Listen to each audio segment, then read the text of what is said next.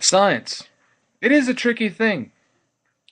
It is a method of common ground for many to stand upon so that we are able to move forward in our understanding of the world around us. But with morality, religion, and just plain arrogance comes a wall that is growing in strength.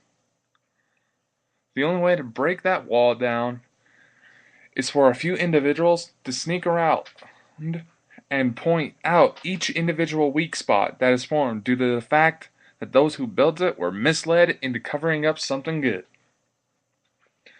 Now, lately, with scientific advancements, many age-old tales and rumored spiritual events are actually proving to be reality within the boundaries of mainstream science.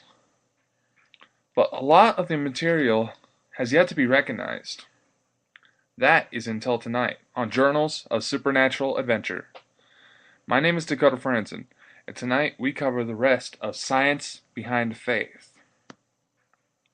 Now, on the last episode, I was trying to reach a point in reincarnation in which if the planet Earth is about to enter a dimension that matched the description of heaven, would there really need to be a constant refill of the world with souls? But then again, if the process is to filter souls in the universe, if it is the same across the cosmos, if a new planet were to form, souls would have to get there somehow. Of course, there is another question that comes to mind. What is immortal? When we view the concept of the gods, we often view them as immortal beings that several generations of people would recall actually meeting, with little to no signs of aging. This is possible because of one thing, really: Einstein's theory of relativity. You see, with a craft that's capable of reaching light speed or higher, can make a century-long trip seem only like 10 years, give or take. So if at any time the gods felt they need to leave to go back to their own world, for a 30-year trip, theoretically, 300 years would pass here on Earth. The gods would not have only aged for about 30 years' time, but they would have slowly fallen into myths and legends, then all of a sudden, there they are. And since the gods would still be alive, and those here on Earth would believe that... messing up. The gods would still be alive, so those here on Earth would believe that the gods would be immortal, simply because it would appear that they could not die. In fact, that belief still stands to this very day. Anything that lives way beyond its normal expected lifespan is oftentimes considered to be immortal. Trees trade in fertility for extra years of life, and many microscopic animals have also achieved this state, which is often referred to as biological immorality.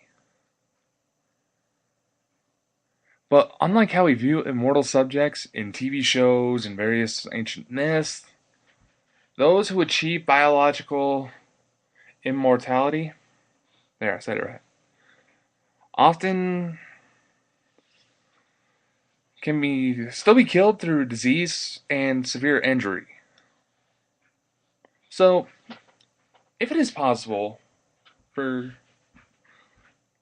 basically really, really tiny creatures to reach immortality through a series of mutations, is it possible for humanity to do the same? Yes.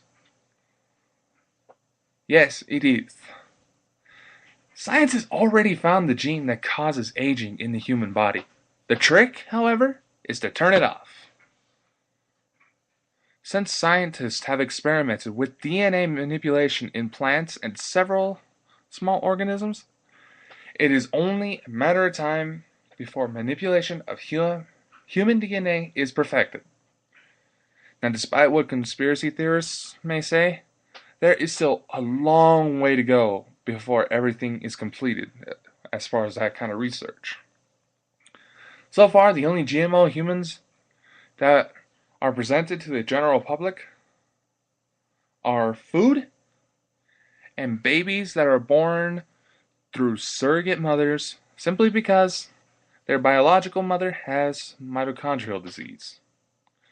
That is because the mitochondrion in the surrogate goes into the baby and it fits just right to where they literally have two moms. Now, it is said that the alleged men in black are products of genetic experimentation done by the United States government. But those projects are overseen by extraterrestrial units. Humanity has yet to perfect genetic engineering, so altering human DNA is still kind of a thing of the future. Possibly in the near future with how things have been going lately. Plus, results of such experimentation can have unpredictable results due to the very nature of DNA in itself. As we grow, it constantly changes as a result of what happens in our day-to-day lives, so that our offspring can survive similar incidents. Now, I will have more details on DNA modification in a future episode, but the bottom line here is, the only way to really achieve immortality in the human body is to utilize high-speed travel to another planet. There are other methods, but high-speed travel to another planet is possibly the safest. Then again, not so much, but you get my point. Now, it's like I said, a 10-year trip would end up lasting for about 100 years on the planet in which the craft left. But when we result to that, technically we add more dimensions of time.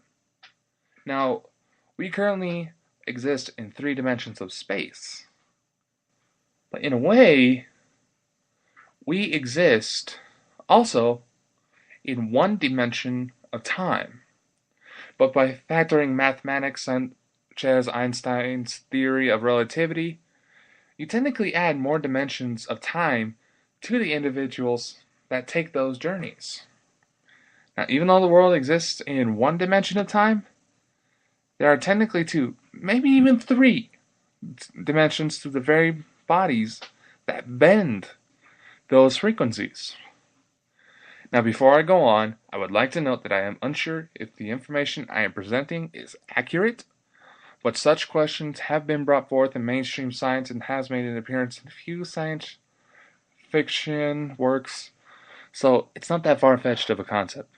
Now back to the program.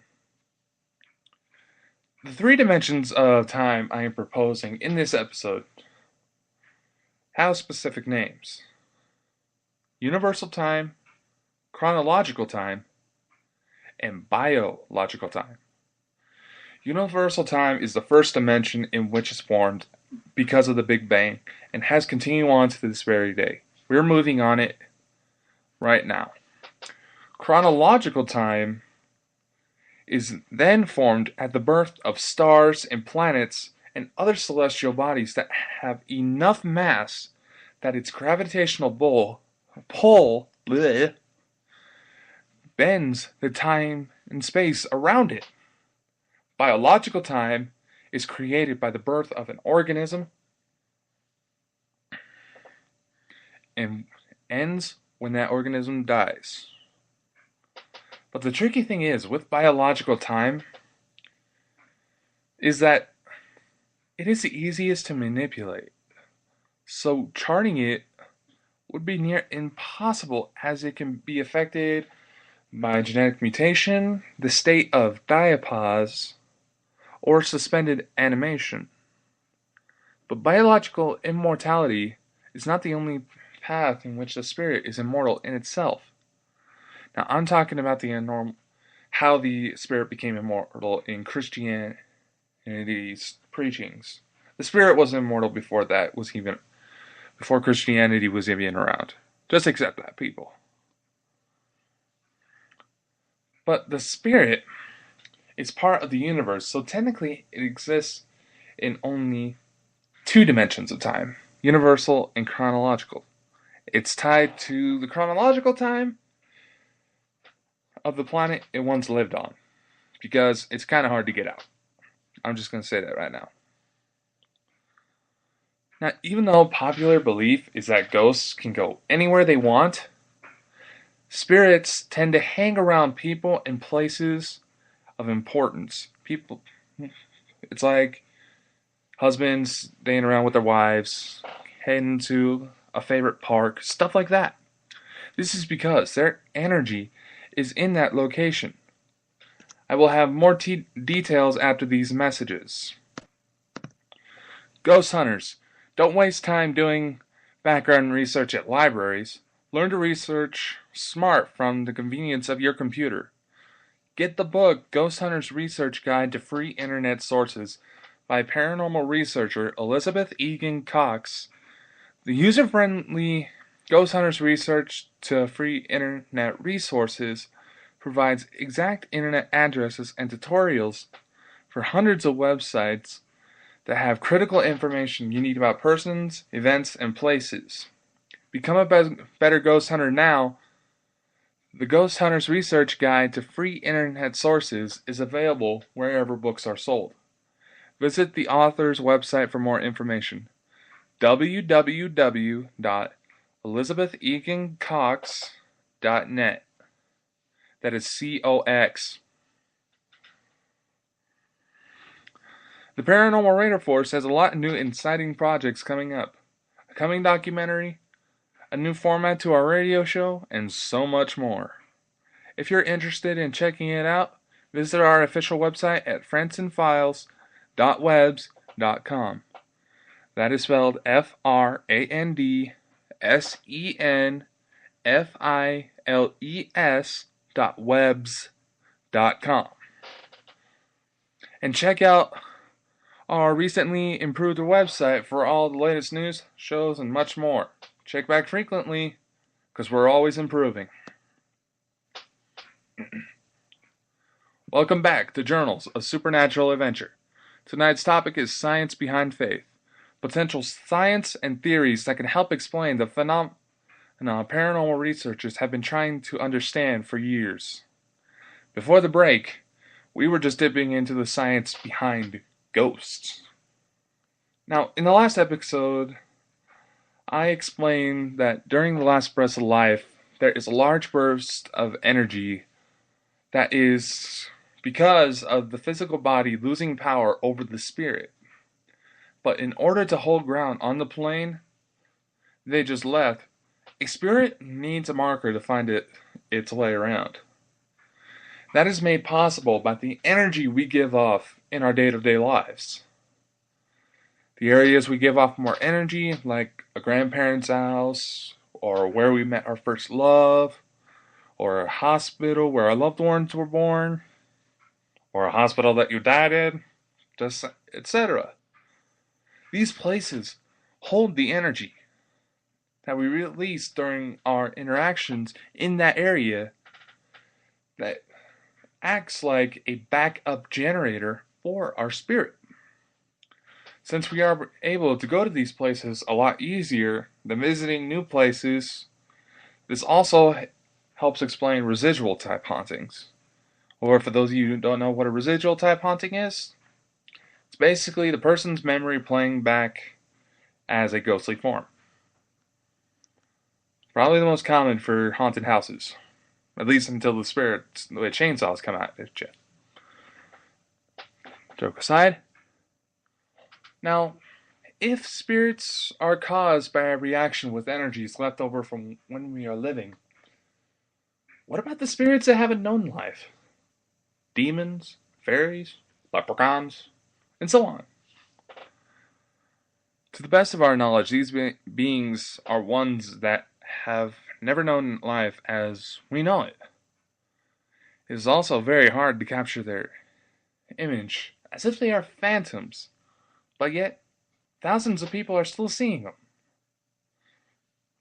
Of course, there is a notion that people are hallucinating, With, honestly, some of the alleged ways to spot these beings, it is a possibility that they're high on some sort of drugs.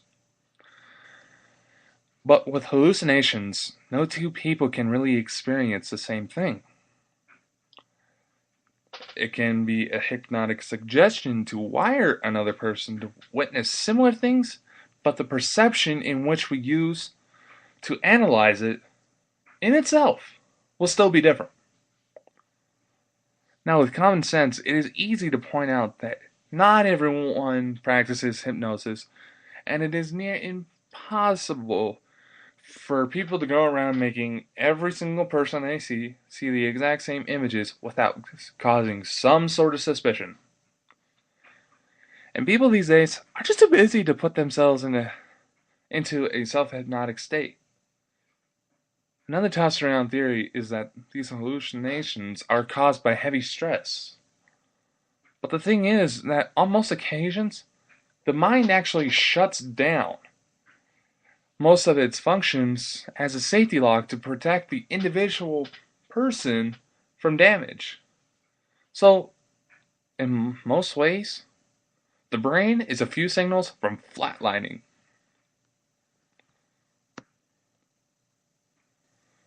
But what about those times when the sighting is activated because of stress? Usually when things are going good, and you're in a happy mood, and everything's just going well, everything's going the way you like it, the only type of spirits you'll really see on most occasions would be a deceased loved one just checking in on you. But what about those times where everything would be falling apart? You feel like everything's going against you, nothing is going right. You just want to scream every little piece of anger you feel into the world. We've all felt like this. But what happens when that stress is prolonged? There have been several documented cases of when stress is prolonged. First off, the person can slowly grow to only know the feelings of sadness, rage, anger. There's nothing good. Now, the second stage, they build on rage to start fighting back. The physical effects can be quite obvious, with the potential of a heart attack or stroke. But the spiritual and mental effects are a lot harder to notice. Now, in the person's mind that is affected by the negative stress, they slowly build up rage to counter the forces that are making them messed up. Now, these emotions can reflect into this physical environment, creating poltergeists. Now, these poltergeists eventually manifest what I like to call emotional demons. Now, this form of demon acts as bait for actual demonic beings who are made of entirely of rage, sadness, fear, you name it.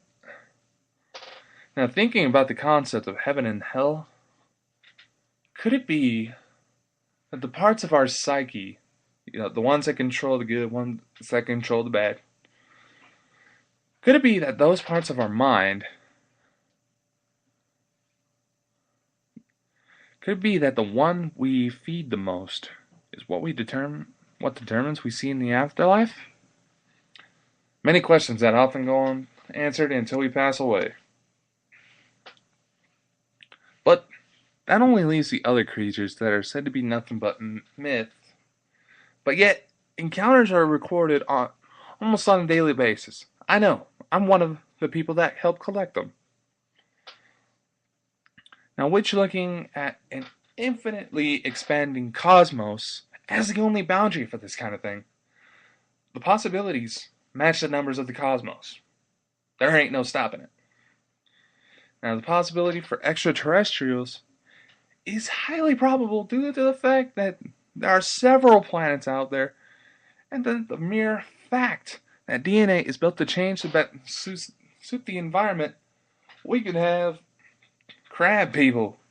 We could have aliens that look just like us, but they breathe in methane. Now, underwater animals, or at least the legendary ones, such as the mermaids, Ninja, Nessie, animals like that, can easily be more than imagination, since we know more about space than what lies in our oceans. Now, nature spirits, those are interesting. They are probably the most anomalous creatures yet. There are several recorded encounters with such beings, but yet no one has ever caught one. Could it be that these beings are inhabitants of another universe in which nature is the dominant force, and the times that we see them are actually times that we astral project into those universes? Could they be manifestations of the imagination? Or could it be that they are physical beings from our ancient past that have fallen into our myths and legends simply because we haven't seen them? They're not documented to the general public. That is for you to decide. Now, ladies and gentlemen, I know this is a pretty short episode, but we're running out of time here. Join us again on December 8th as we place several episodes in explaining the possibility that the creatures from our myths and legends can in fact be true. The next episode we will start with mermaids. We will try to include the controversy with the Animal Planet documentary, or mockumentary, whatever. Now, be sure to visit our website at frandsenfiles.webs.com to get up-to-date news on what has been happening with the team and our various endeavors. Check us out on our Facebook, Twitter, and Google Plus pages. Send us a message. We like hearing back from you. We like talking to you. So, keep pushing back and forth. Head on to YouTube to check out our investigation videos. I will try to have more videos up online once we get more cases that actually have activity. The last couple have been more along the lines of a therapy session.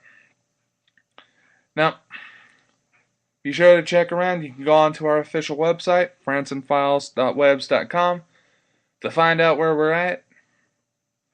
We all hope you had a good Thanksgiving. And for the rest of the world who didn't celebrate it, we hope you had a safe week. Have a good time. Our thoughts are out there with people still dealing with the damage caused by Hurricane Sandy. We're doing everything on our end that we can to help out. But see you next time.